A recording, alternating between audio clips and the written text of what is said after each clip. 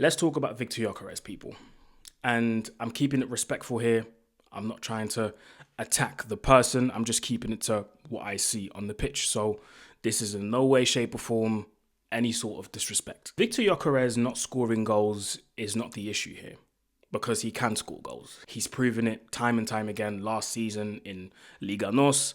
He's proven it in the Champions League with Sporting. He can score goals. But the reason why he's not scoring goals as much as he did with Sporting is because of one thing, and I've always banged on about these things, or this thing. Actually, let's make it two things.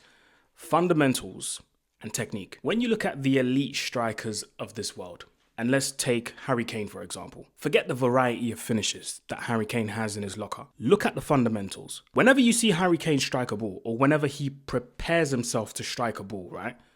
Does he ever look off balance? All right, cool. We're talking about Harry Kane. So even when he is off balance, he manages to get a ridiculous shot off and is so accurate that he still finishes well, i.e. the goal he scored against Latvia away a couple of days ago in the European qualifiers for the World Cup. But what I'm trying to say here is Harry Kane has full control of his body whenever he prepares himself to take a shot. And this is where I'm trying to get at with Gyokeres. Let me bring you back to the constructive criticism that Thierry Henry gave him after the Champions League game away against Bilbao.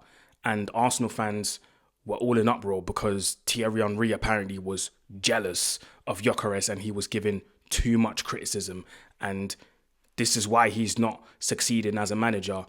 Forget all of that. Henry was spot on. I'm sorry to say it, but when I see Gyokeres, his fundamentals are all off. Ball bouncing off his shins, heavy touch, so sometimes it bounces off his foot. He's meant to be the strong guy, but he gets bullied off the ball very easily. I'm not going to lie here. He reminds me of a certain forward that used to play for Man United. I'm just saying. Let me take you back to the goal that he scored against Leeds, right? When the ball is played into him and it bounces, he's trying to bring it down. First touch already, off. Then almost every touch that followed after that, because he doesn't have fundamentals and the necessary technique to take full control of the ball, every touch he then takes after that, he's chasing it because it's a heavy touch. I don't quite remember how many touches exactly there were before he scored a goal, but let's just say it was 4. And the 4th touch was the shot which resulted in the goal, right? First touch, like I said, heavy. Second touch, he's chasing it. Third touch, he's chasing it. But then he gets a tiny bit of yard, gets the shot off, and I'm sure that shot didn't even come off the way he wanted to, but he still scored. Sometimes when the ball is played into Gyokeres and he's got acres of space to run into with the ball, every touch is it's like a snake. Like he has to go left and right. It's like sometimes he doesn't even have full control of his whole body mechanics. Like it's all weird when I see that. And at the age of 27, it's too late to teach him those kind of things. Now, Arteta just has to deal with it and he has to try and find a solution to make it work.